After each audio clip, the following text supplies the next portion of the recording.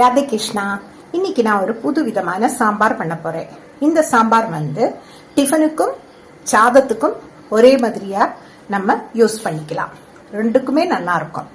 இதுக்கு நான் வெங்காயம் போட போறதில்ல. அதுக்கு பதிலாக முட்டைக்கோஸ், அப்புறம் பீன்ஸு, கேரட்டு, அப்புறம் ஒரே ஒரு தக்காளி, அப்புறம் கொடமிளகா, பச்சை மிளகா, இந்த ஊரில் கிடைக்கிற கொடமிளகா, இது நல்ல வாசனையாக இருக்கும்.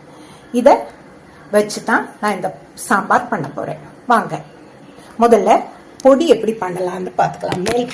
மேல் பொடிங்கிறது கறிப்பொடி தான். நம்ம சாதாரணமாக பொரியலுக்கெல்லாம் பொடிச்சு வச்சுக்கிறது. 1/2 ஸ்பூன் கடலைப்பருப்பு போட்டுக்கலாம். 1 ஸ்பூன் தனியா போட்டுக்கலாம். அப்புறம் காரத்துக்கு 2 வரமிளகா, அவ்வளவுதான். இது நம்ம வறுத்து எடுத்துக்கலாம். இதுல காயமும் போட்டுக்கலாம். என்கிட்ட கட்டி காயம் இல்லை, அதனால பொடி காயம் தான். அது அப்புறமா இது வறுத்து முடிச்சுட்டு இதுக்கு மேல தூவிக்கலாம். இந்த பொடியை நீங்க பொடிச்சு வச்சுட்டேன்னா, அதாவது மல்லி, கடலைப்பருப்பு, வரமிளகா பொடிச்சு வச்சுட்டேன்னா சாம்பாருக்கும் போட்டுக்கலாம். மேல் பொடி தூவினா நல்ல வாசனையா இருக்கும். பொரியல் செய்யும் போது வாழைக்காய், கத்திரிக்காய் எல்லாத்துக்குமே போட்டுக்கலாம். இதுக்கு பேரு கறி பொடி. வறுபட்டாச்சு. இதை ஆஃப் பண்ணிக்கலாம். இனி இதை ஆற வச்சுட்டு மிக்சியில போட்டு ஒரு ஓட்டிட்டு காமிக்கிறேன். கோர்ஸா பொடிச்சிட்டு காமிக்கிறேன். இந்த மேல் பொடி நான் மிக்சியில போட்டு ஆற வச்சிருக்கேன். இதை அப்புறமா கோர்ஸா பொடிச்சிட்டு காமிக்கிறேன். வாணலியில சாம்பாருக்கு வேண்டி 1 டேபிள் ஸ்பூன் நல்லெண்ணெய் விட்டுருக்கேன்.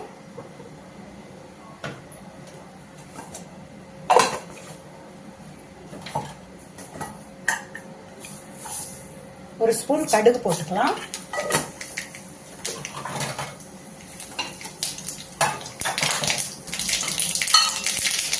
கால் ஸ்பூன் வெந்தயம் போட்டுக்கிறேன். முதல்ல இந்த கோஸை வதக்கிட்டு பாக்கி காய்கறியை வதக்கிக்கலாம்.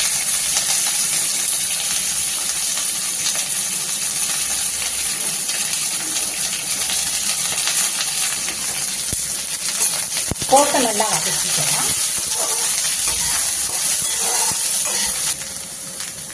மஞ்சப்பொடி 1 ஸ்பூன் போட்டுக்கிறேன்.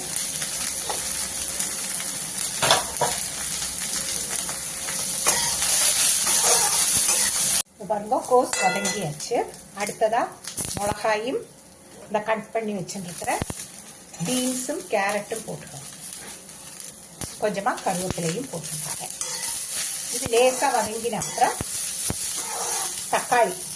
தக்காளியை ஒரு தக்காளி எடுத்துருக்கேன். வதங்கிட்டு இந்த தக்காளியும் போட்டுக்கலாம்.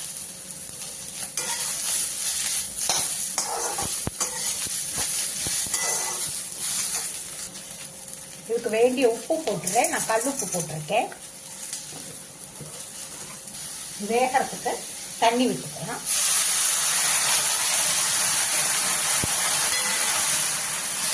வேகட்டும். கொஞ்சம் ஒரு 2 நிமிஷம் மூடி வச்சுக்கலாம்.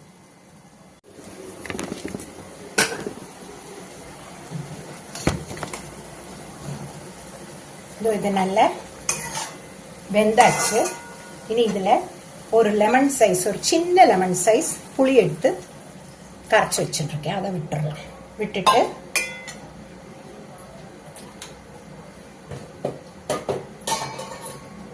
சாம்பார் பொடி நான் எப்பவும் இவ்வளவு குவான்டிட்டிக்கு 3 ஸ்பூன் போடுவேன். இன்னைக்கு நான் 1.5 ஸ்பூன் தான் போடுறேன். என்ன மேல் பொடி வேற போடணும் இல்லையா, அதனால 1.5 ஸ்பூன் போட்டிருக்கேன்.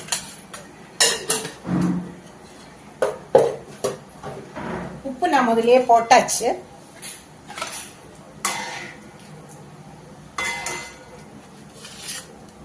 சர்க்கரையும் போட்டு, இது ஆப்ஷனல் தான்.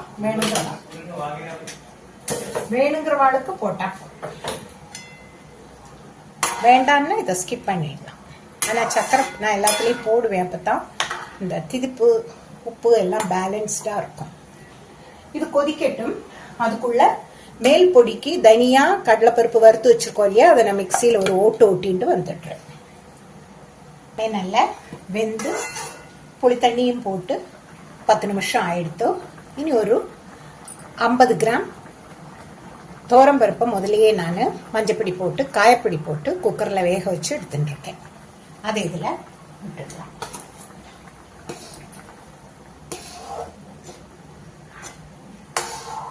பருப்பு போட்டு எல்லாம் ஒன்று சேர்ந்து ஒத்தாப்புல கொதிக்கட்டு. இந்த டைமில் நான் மேல் பொடி பொடிச்சு வச்சுருக்கேன்னு சொன்னேன் இல்லையா, முதல்ல மேல் பொடி மல்லி, கடலைப்பருப்பு, வத்தல் மிளகா அதையும் 2 ஸ்பூன் போட்டுருக்கேன். கொஞ்சமாக தான் பொடிச்சிருக்கேன். பாக்கி இருக்கிறத நம்ம வச்சுட்டா கத்திரிக்காய் பொரியல், வாழைக்காய் பொரியலுக்கெல்லாம் போடலாம்.